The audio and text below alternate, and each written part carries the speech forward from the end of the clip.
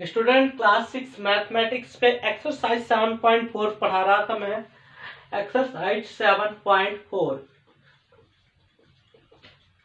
जिसमें आपको मैंने 6 क्वेश्चन तक पढ़ाए थे। आज हम क्वेश्चन नंबर 7 की बात करेंगे। Find answer to the following. Question number 7 है find answer to the following. Find answer to the following question number 7 है। फिर इसमें बोलता है write and indicate how you solve them. Write and indicate write and indicate write and indicate write and indicate. फिर इसमें बोला है how you solve them. How you solve them. अब इसमें आप कहता है कि write and indicate how you solve. आप राइट कीजिए, इंडिकेट कीजिए कि आप इसे कैसे सॉल्व करेंगे।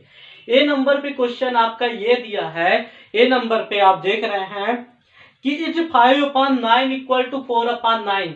इज 5/9 इक्वल टू 4/, क्या दिया है 5। इसमें पूछता है क्या 5/9 जो है वो 4/5 के इक्वल है। इसमें ये पूछा है। तो स्टूडेंट देखिए, जब इनका सोल्यूशन करेंगे तो आप देखेंगे 5/9 को पूछा है कि ये 4/5 के इक्वल है कि नहीं है।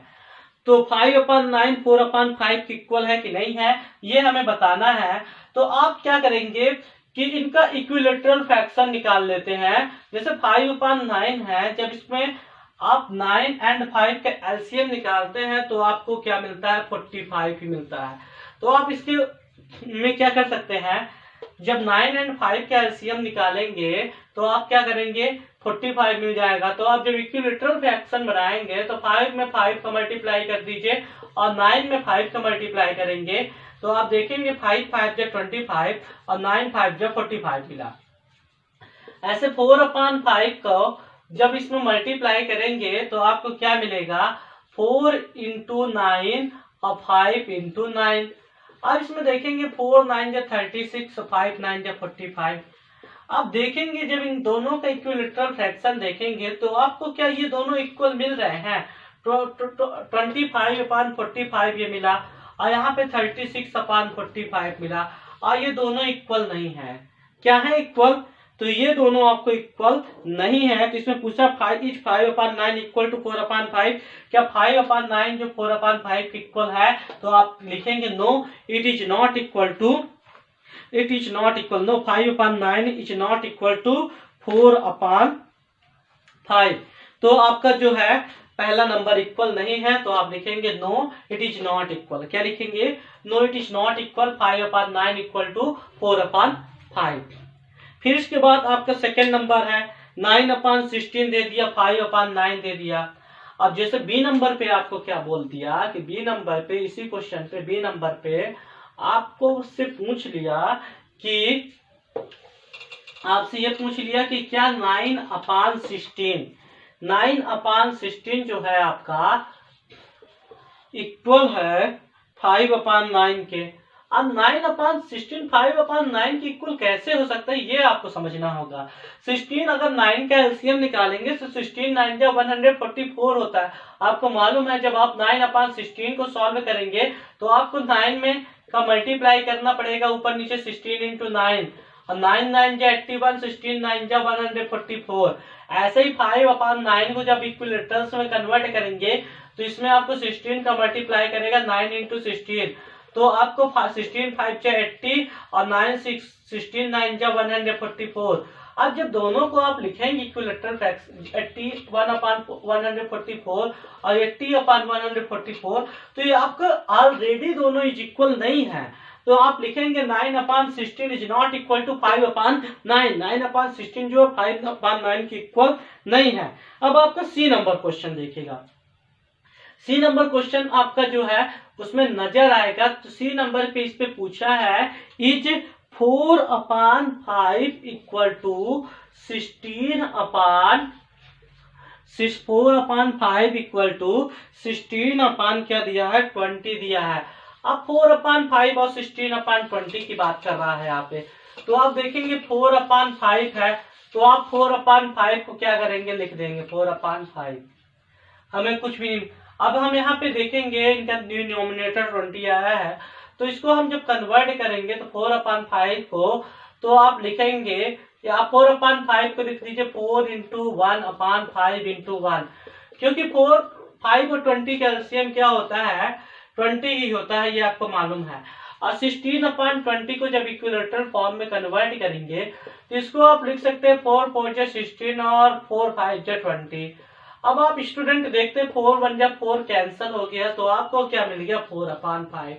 अब दोनों साइड पे आपको 4/5 मिल गया, तो आप लिख सकते हैं, क्या लिख सकते हैं 4/5 इज इक्वल टू 16/20, और ये हमारा हो गया इक्वल है। क्या है, ये दोनों इक्वल है। 4/5 जो है वो 16/20 के इक्वल है।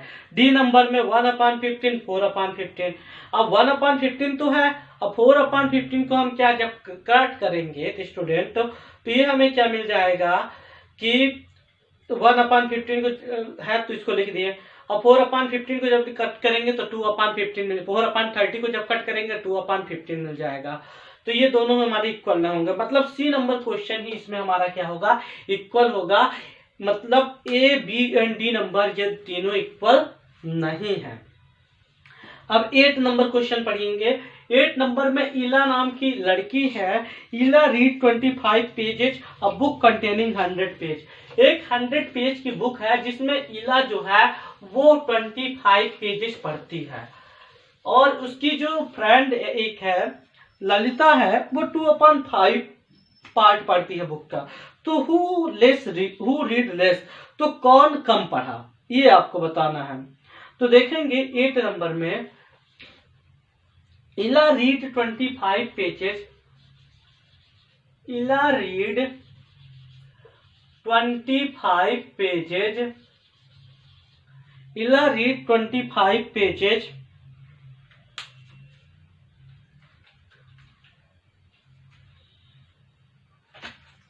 इला read 25 pages a book containing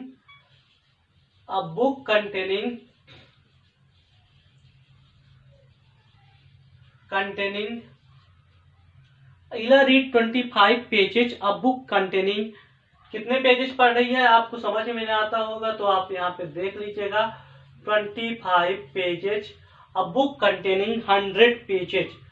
100 page की बुक है बच्चों, और इसमें इला जो है वो 25 पेजेस पढ़ रही है। फिर इसमें ये कहता ललिता रीड, उसकी जो फ्रेंड है ललिता है वो कितना पढ़ रही है, तो ललिता रीड जो है 2/5 of a book, 2/5 of a book, मतलब बुक में अगर वो 100 पेज की बुक है तो ललिता उसका 2/5 पेजेस पढ़ रही है। 2/5 बुक का जानते हो कितना होगा 100 पेज की बुक में, 100 में जब 2/5 का मल्टीप्लाई करेंगे तो 5 2 जा 10, 22 जा 40 पेज ललिता पढ़ रही है। Lalita read 2/5 pages of a book, who read less, फिर पूछता है हु रीड लेस, कौन कम पढ़ा, हु रीड लेस, कौन कम पढ़ा, तो आपको मालूम है कि इला कम पढ़ी, क्योंकि उसने 25 पेज ही पढ़ा उस बुक का। तो आप लिखेंगे पहले नंबर पे जब सोल्यूशन लिखेंगे, सोल्यूशन 8 लिखेंगे, तो सोल्यूशन 8 पे आप यहाँ पे लिखेंगे इला रीड बुक, इला रीड पेजेज ऑफ बुक। अब इला रीड बुक का पेजेस आपको मालूम है, इला रीड पेजेज ऑफ बुक, तो बुक की कितने पेजेस पढ़ी है आपको मालूम है 25 पेजेज। फिर इसके बाद कौन है आप देखेंगे ललिता है, ललिता ने कितना पढ़ा, तो Lalita read book, Lalita read book, book का कितना पार्ट उसने पढ़ा है, तो आपको मालूम है 2/5 पेजेस। अब हमें इसको निकालना है। बुक के जो टोटल पेज थे बच्चों वो 100 पेजेस की बुक थी। कितने पेजेस की बुक थी? 100 पेजेस की बुक थी। तो देखते हैं कौन कितना पढ़ा है, इसमें निकालते हैं। तो इला का जो पार्ट है, इला रीड पेजेस, तो इला ने जितने पेजेस पढ़े उसको हम लिखते हैं इला रीड पेजेस। कितना पेजेस पढ़ी है? अब 100 पेजेस की बुक में उसने 5 पेज पढ़ा, तो 25/100 लिख सकते हैं फ्रैक्शन में इसको। और जो ललिता है, ललिता को भी हम इक्विलेटरल फ्रैक्शन में अगर निकालेंगे, ललिता रीड पेजेस, तो ये 100 पेजेस की बुक है, तो 2/5 लिखा है। तो इसमें हम दोनों साइड किसका मल्टीप्लाई कर सकते हैं बच्चों? 2/5 में। यहाँ पे अगर आप 20 का दोनों साइड मल्टीप्लाई करेंगे तो इक्विलेटरल फॉर्म में बदल जाएगा, और 22 जब 40/100। तो ललिता हमारी जो है 40/100 पेजेस पढ़ी है। जब हम दोनों का कंपैरिजन करते हैं तो हमें मिलता है 25/100 इज ग्रेटर देन 40/100। तो इसमें हमें मिलता है कि 25 जो है 40 से कम है। तो ये हु रीड लेस, कौन कम पढ़ा? तो लास्ट में हम लिखते हैं इला रीड लेस। कौन? इला जो है वो कम पढ़ी है। इला रीड लेस, इला ने कम पढ़ा। ये हमारा क्या हुआ? कंप्लीटेड। फिर आप नेक्स्ट क्वेश्चन पे देखेंगे, तो नेक्स्ट क्वेश्चन पे है हमारा 9 और 10, जिसको हम पढ़ाएंगे आपको नेक्स्ट वीडियो में। तो आज की क्लास हमारी यहाँ यहीं पे कंप्लीट होती है। आप वीडियो तक को लास्ट तक देखें, चैनल को लाइक करें, सब्सक्राइब करें, शेयर करें।